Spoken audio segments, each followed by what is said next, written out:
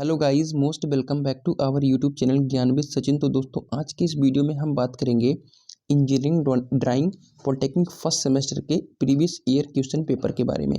इस previous year question paper के माध्यम से आप सभी समझ पाओगे कि आप सभी को इंजीनियरिंग ड्राइंग का पेपर किस तरीके से देना होता है, किस तरीके से अटेम्प्ट करना होता है और आपका इंजीनियरिंग ड्राइंग का पेपर किस तरीके से आता है।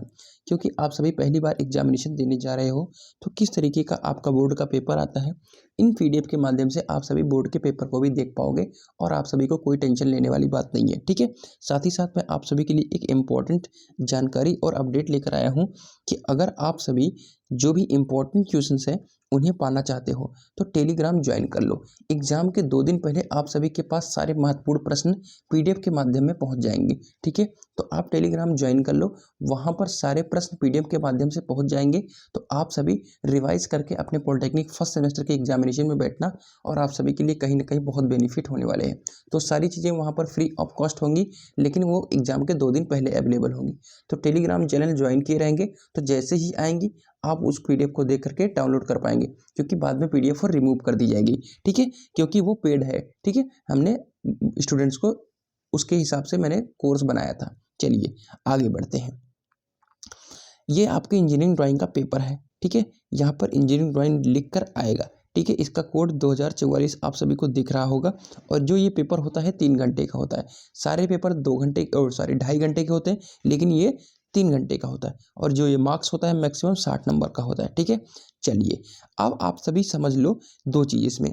पहले तो ये लास्ट ईयर जो आया था पेपर, ये इस तरीके से आया था कि आर्थोग्राफी प्रोजेक्शन नहीं पूछा गया था। लेकिन इस ईयर में क्या है, मतलब लास्ट ईयर में, इस ईयर में क्या होगा कि आपका आर्थोग्राफिक प्रोजेक्शन पूछा जाएगा। क्योंकि मैंने लास्ट के 6 साल पेपर को एनालाइज करा, तो एक बार आर्थोग्राफिक प्रोजेक्शन पूछा जाता है, एक बार नहीं पूछा जाता है। तो इस बार डेफिनेटली पूछा ही पूछा जाएगा। तो आर्थोग्राफिक प्रोजेक्शन आप तैयार कर लेना। आर्थोग्राफिक प्रोजेक्शन की सबसे बड़ी बात यह होती है कि अगर आप उसे नहीं बनाओगे तो आपकी कॉपी आगे नहीं चेक की जाती है। ठीक है, तो आर्थोग्राफिक प्रोजेक्शन को आप तैयार कर लेना। पूरे 20 नंबर देकर जाता है और वह अकेले पास कराने का दम रखता है। ठीक है, अब आर्थोग्राफिक प्रोजेक्शन को किस तरीके से तैयार करना है, तो उसके लिए मैंने ऑलरेडी प्लेलिस्ट दे दी है, चैनल का लिंक दे दिया है टेलीग्राम में। तो टेलीग्राम ज्वाइन कर लो। टिकलेस सर की वीडियोस हैं। टिकलेस सर ने आर्थोग्राफिक प्रोजेक्शन को बहुत अच्छे से समझाया है। तो tickles academy channel, YouTube channel पर जाकर के आर्थोग्राफिक प्रोजेक्शन को शानदार तरीके से देख सकते हो। ठीक है, चलिए आगे बढ़ते हैं। अब ये आता है लेटर राइटिंग। ठीक है, लेटर राइटिंग में क्या है, 10 mm की हाइट में आप सभी को लेटर राइटिंग लिखना होता है। तो ये 10 mm की प्रैक्टिस आप सभी अच्छी तरीके से कर लो। A to Z में ही पूछेगा, तो A to Z की 3 से 4 बार प्रैक्टिस कर लो। आप सभी के पूरे 4 नंबर यहाँ से क्लियर हो जाएंगे। ठीक है, सॉरी, पूरे 8 नंबर आप सभी के क्लियर हो जाएंगे। ठीक है, चलिए आगे सबसे इंपॉर्टेंट हो जाता है कि ड्रा अ रेगुलर हेक्सागन। ठीक है, तो आप हेक्सागन बनाना मत भूलिएगा और पेंटागन, हेक्सागन, पेंटागन, ऑक्टागन। ठीक है, तो अधिकतर हेक्सागन या ऑक्टागन पूछते हैं। ठीक है, चलिए तो ये आप सभी के 6 नंबर में इजीली मिल जाएंगे। ठीक है, चलिए आगे बढ़ते हैं।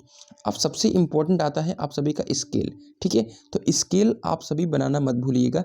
स्केल अगर आप सभी का पूछता है, ठीक है, तो वहां पर आप सभी के पूरे 14 नंबर क्लियर हो जाते हैं। ठीक है, तो यहाँ पर जो पूछा था वो 8 नंबर पे पूछा था, बट जो भी आप सभी का नेक्स्ट टाइम पूछने वाला है वो लगभग 12 या 14 नंबर पे पूछे जाने वाला है। ठीक है, अब सबसे इंपॉर्टेंट होता है आप सभी का क्या, कि प्रोजेक्शन ऑफ पॉइंट। ठीक है, प्रोजेक्शन ऑफ पॉइंट बहुत इजी है और देख सकते हैं कितनी इजी वे में दिया है और पूरे 8 नंबर यहाँ पर मिल गए हैं। A point p is 15 mm above the HP and 70 mm in front of BP। ठीक है, तो इसे आप बिल्कुल ऐसे ही तैयार करना होता है। ठीक है, इसमें बताना होता है, तो ईजिली आप सभी कर पाओगे। ठीक है, चलिए आगे बढ़ते हैं।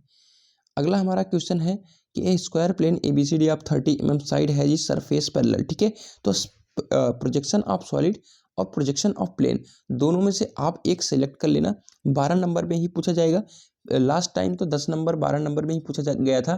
ठीक है, तो वो अलग अलग चेंज होता रहता है, बट आप सभी इन दोनों में से एक तैयार कर लेना, क्योंकि डेफिनेटली इन दोनों में से एक पूछा जाएगा। ठीक है, क्लियर हो गई बात। चलिए अब इसे हिंदी में भी आप पेपर देख सकते हो। ठीक है, हिंदी में भी दिया है कि विभिन्न रेखाओं को खींचकर उनके उपयोग बताइए। तो हमने तो रेखाओं के खींच दिए थे, उपयोग भी बताई थी थोड़ी बहुत, बट उतने हिसाब से नहीं बता पाए थे, लेकिन नंबर मिल गया था। ठीक है, यहाँ पर RF क्या होता है, ठीक है, रिप्रेजेंटेटिव फैक्टर क्या होता है, इसे आप सभी तैयार कर लेना। ठीक है, यहाँ पर दिया है एक मानचित्र के RF की से बना विकर्ण स्केल यानी डायगोनल स्केल। ठीक है, ये सबसे कम नंबर में 8 नंबर में पूछा गया था लास्ट ईयर, तो इस बार 14 नंबर में पूछा जाने वाला है। ठीक है, प्रोजेक्शन ऑफ पॉइंट मैंने जैसे बता दिया कि आप सभी अच्छे तरीके से तैयार कर लेना। यहाँ पर फर्स्ट एंगल प्रोजेक्शन और थर्ड एंगल प्रोजेक्शन के सांकेतिक चित्रण को बताया है, तो उसे आप सिंबल जरूर याद कर लेना। ठीक है, यहाँ पर दिया है कि प्रोजेक्शन ऑफ सॉलिड और प्रोजेक्शन ऑफ प्लेन। ठीक है, इन दोनों में से आप जरूर तैयार कर लेना। ठीक है, क्लियर हो गई बात? तो आई थिंक आप सभी को सारी चीज़ें क्लियर हो पाई हैं। हम लोगों ने बहुतल और गुणन के ठोस की संक्षेप में व्याख्या जो की थी, इसको नहीं कर पाए थे, फिर भी हम लोगों को 35 से 40 नंबर के करीबन मिल गया था। तो आई थिंक आप सभी को सारी जानकारी समझ में आई होगी। ये 29 मार्च को पेपर हुआ था, 3 घंटे 1:12:05 पे प्रिंट आउट हुआ था, और पेपर हम लोग का 2:30 बजे से था। ठीक है, तो मिलते हैं एक नई वीडियो के साथ, तब तक के लिए goodbye, tata, love you all.